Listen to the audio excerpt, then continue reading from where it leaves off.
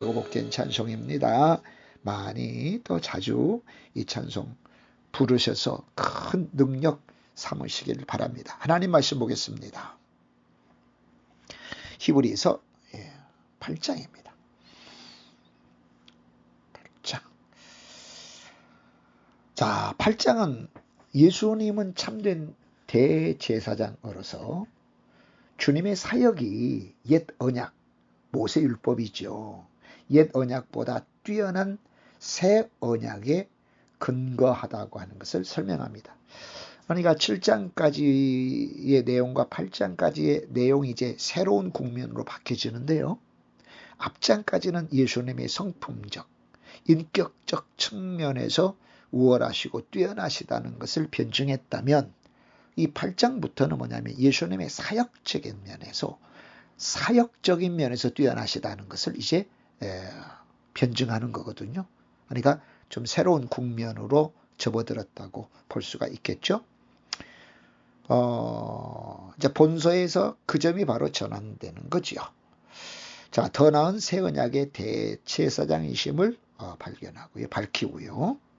구약의 제사장 직분과 언약은 그림자에 불과하다. 즉 실제이신 예수님의 모형이라는 겁니다. 그리고 예수님은 하늘에 계신 참 성막, 하늘에 계신 참 성막은 하늘 처소잖아요. 그죠? 거기에서 사역하시는 참된 대제사장이고, 그리고 하나님께서 새롭게 세우신 언약, 새 언약의 중보자이시다. 새 언약은 구원이죠. 자, 문단 구분하면 1절 5절은 참 대제사장이신 예수님과 하늘 성소에 대해서 이야기하고요. 6절에서 13절은 더 나은 언약, 즉 새 언약의 중보자이신 예수님에 대하여 말씀을 하고 있습니다. 핵심 주제 세 가지를 먼저 말씀드리면 이래요. 첫째는 예수님은 참 대제사장이시다. 하늘 성소에서 지금 하나님 앞에 계신 참 대제사장으로 우리를 위하여 중보하신다. 두 번째, 예수님은 새 언약의 중보자이시다. 새 언약의 보증자이시다는 거예요. 새 언약은 구원의 언약이잖아요. 예수님을 통해서 구원이 보증된다는 거예요. 세 번째, 옛 언약은 지나가고 모세율법입니다. 새 언약이 도래했다. 예수님을 통한 구원이라고 하는 그런 약속이 도래했다는 거죠. 이게 핵심 메시지라고 볼 수 있습니다. 자, 그럼 1절부터 보겠습니다. 지금 우리가 하는 말의 요점은 이러한 대제사장이 우리에게 있다는 것이라. 예수 그리스도죠. 예수님은 하늘에서 지극히 크신 이의 보좌 우편에 앉으셨으니, 우리 흔히 신앙 고백에서 하나님 보좌 우편에 앉으셨다가 그렇게 이야기하죠. 어떤 위치를 이야기하는 게 아니에요. 보좌는 뭐냐면 왕좌예요. 왕권을 이야기하고요. 우편이라고 하는 것은, 오른쪽이라고 하는 것은 권능, 권세를 의미합니다.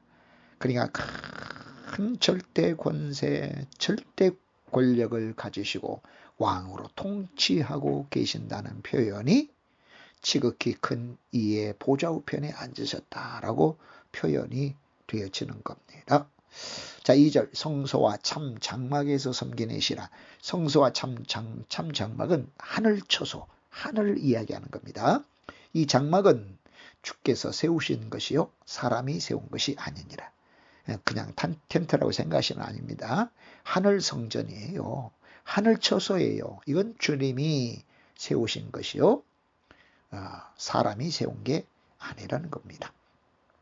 대제사장마다 예물과 제사 드림을 위하여 세운 자니, 그러므로 그도 예수님도 무언가 드릴 것이 있어야 할지니라. 그러니까 제물과 대제사장의 필수 관계를 이야기하는 거죠.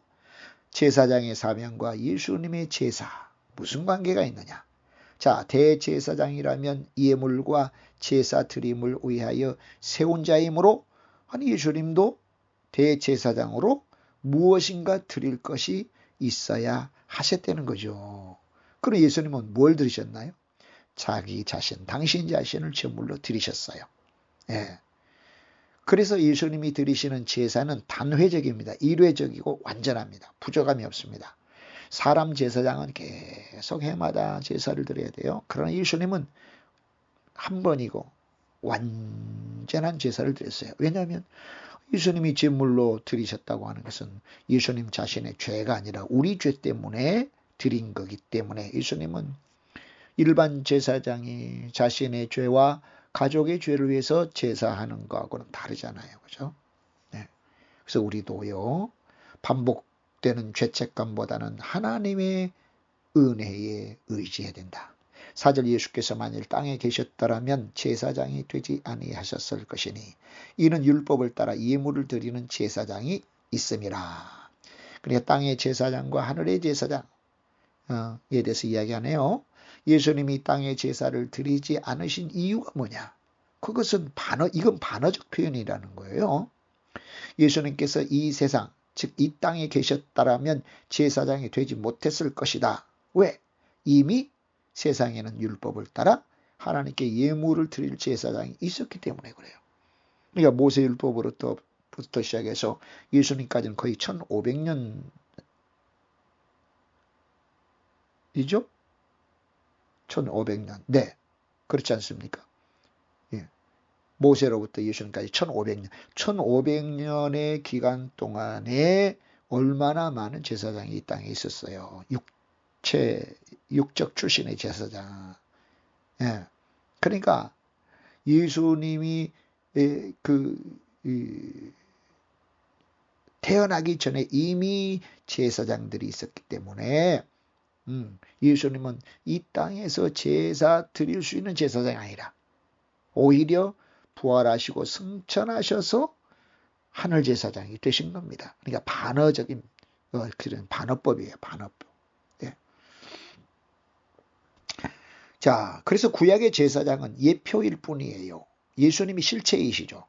그렇기 때문에 우리는 예표를 따르는 것이 아니라 실체이신 예수님을 따라야 됩니다. 그 예수님이 우리의 제사장 되어서 우리의 모든 허물짐에도 불구하고 우리를 대신해서 하나님 앞에 간구하고 우리를 하늘 보좌로 인도하시는 우리의 주님, 구세주이시면서 주님이시기 때문에 오직 예수님만 사랑하고 예수님만 믿고 따라야 된다는 것이죠. 5절 그들이 섬기는 것은 하늘에 있는 것의 모형과 지금 땅의 제사장들입니다. 하늘에 있는 것의 모형, 하늘에 있는 것을 본딴 모형과 그림자라. 그러니까 결국 장막과 성막과 솔로몬 성전, 수르바벨 성전은 전부 다 모형과 그림자라는 것입니다. 모세가 장막 지으려 할 때 지시하심을 어둠과 같으니 이르시되 삼가 모든 것을 산에서 네게 보이던 본을 따라 지으라 하셨느니라. 시내산에서 우리 하나님을 대면하여 만날 때 모세에게 하늘 성막의 설계도를 보여주면서 요거 본 따서 성막 세워라 하셨다는 이야기예요. 그러나 이제 그는 더 아름다운 직분을 얻으셨으니 예수님이에요. 그는 더 좋은 약속으로 세우신 더 좋은 언약의 중보자라. 자, 더 아름다운, 더 좋은, 더 언약의 중보자라. 이렇게 표현하고 있어요. 자, 그래서 6절로 13절까지는 더 나은 언약에 대해서 언급합니다. 즉, 새 언약의 중보자이신 예수님을 이야기하는 거예요. 그러니까 이 6절은 뭐냐면 예수님의 더 나은 사역과 더 나은 언약에 대해서 말씀하고 있는 거죠.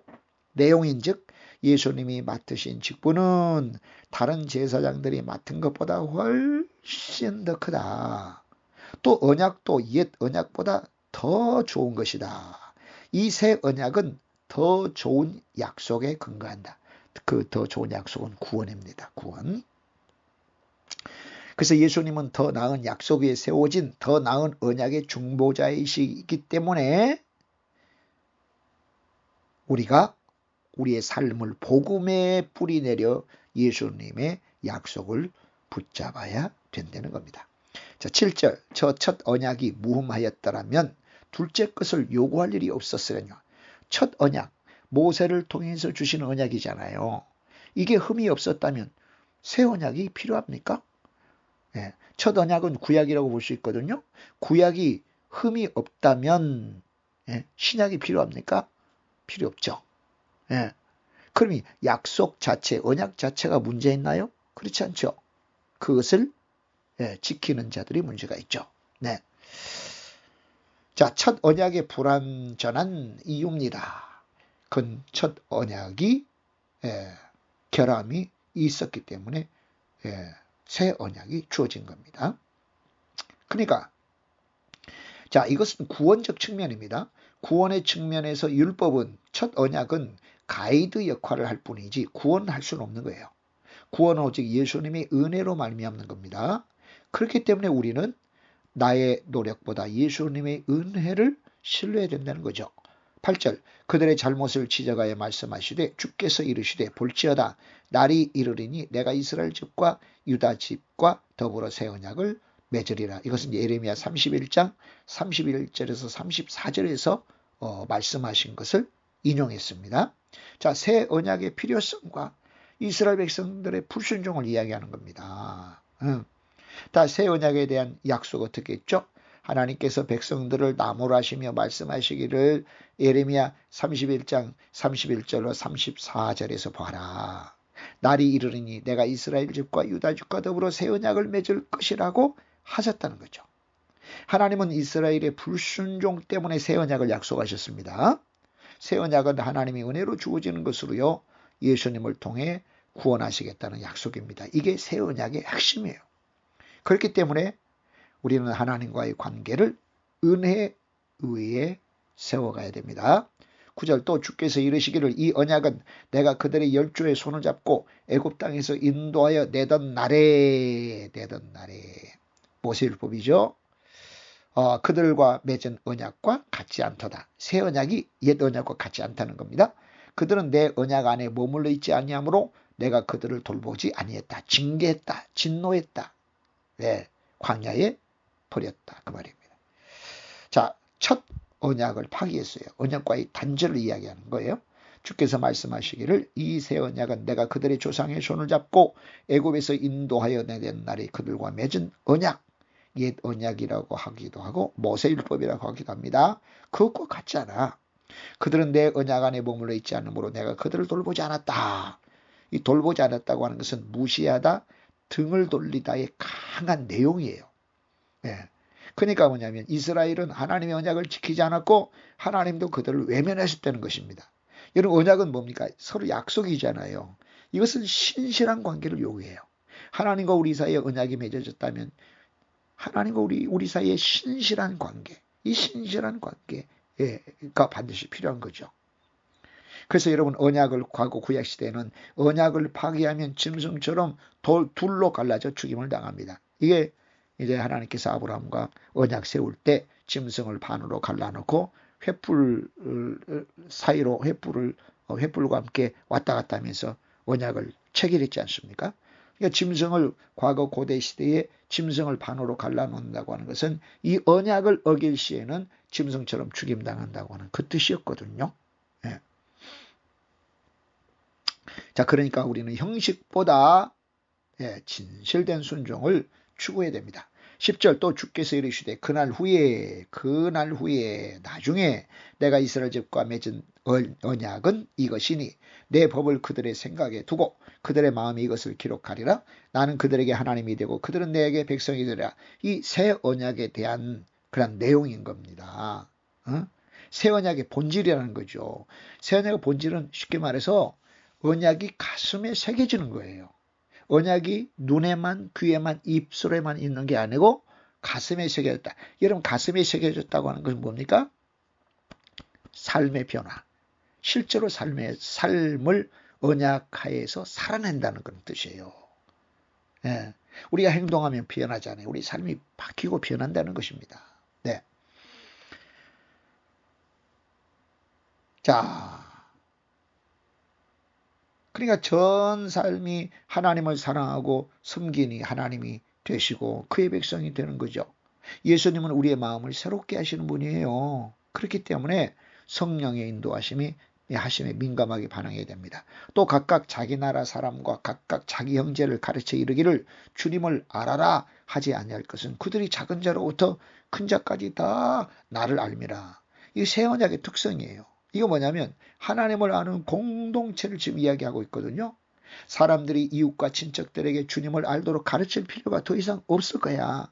왜냐하면 가장 작은 자부터 가장 큰 자까지 예수님을 모르는 사람이 한 사람도 없을 것이기 때문에 그렇습니다. 여러분, 우리가 전도할 때 전해준 지식은 어떤 지식이죠? 하나님에 대한 지식이에요. 그 지식을 받아서 성령님의 역사를 통해 체험한 지식은 하나님을 아는 지식이에요. 하나님을 아는 지식. 그러니까 하나님에 대한 지식에서 반드시 나가야 돼요. 하나님을 아는 지식으로. 그래서 본절에서는 성령님을 통해서 직접 체득한 지식을 말하고 있는 겁니다. 자, 그들이 작은 자로부터 큰 자까지 다 나를 알미라. 어떻게 알아요? 성령께서, 예수께서 어떤 분이신지를 성령께서 밝히 증거하시고 증명하셨기 때문에 그렇습니다. 내가 그들의 불의를 긍휼히 여기고 그들의 죄를 다시 기억하지 아니하리라 하셨느니라. 새 언약 안에서의 근거, 약속, 뭡니까? 죄사함의 약속입니다. 죄를 다시 기억하지 않을 거다. 그러니까 내가 그들의 불의함을 다 용서하고 그들의 죄를 더 이상 기억하지 않을 것이라는 겁니다. 자, 옛 언약 아래에서는 죄 지으면 그때마다 제사장에게 가서 속죄 제사 드려달라고 요청해야 했습니다만은 새 언약 아래에서는 중보자 예수님이 신자들이 지옥 갈 죄를 속하는 제사를 단번에 십자가에서 드리셨기 때문에 새 언약에 참여하는 사람들이 죄를 다시 기억하지 않으신다 했어요. 그렇기 때문에 짐승 제사를 반복할 필요가 없습니다. 다만 구원받은 이후의 죄는 겸손히 하나님 앞에서 예수님 피로 씻어달라고 용서를 구하고 다시는 그 같은 죄를 짓지 않도록 노력하면 된다는 것입니다. 엄청난 은혜인 거죠. 여러분, 예수님의 십자가는 완전한 용서의 기초입니다. 기초란 건 뭡니까? 용서의 근거, 용서의 출발점, 용서의 정당하고 확실한 토대가 뭐냐? 예수님의 십자가예요. 예수님 십자가. 그렇기 때문에 용서받은 자로서 감사와 용서의 삶을 살자는 그런 도전이 우리 가운데 있는 거죠. 13절 마지막 절입니다. 새 언약이라 말씀하셨음에 첫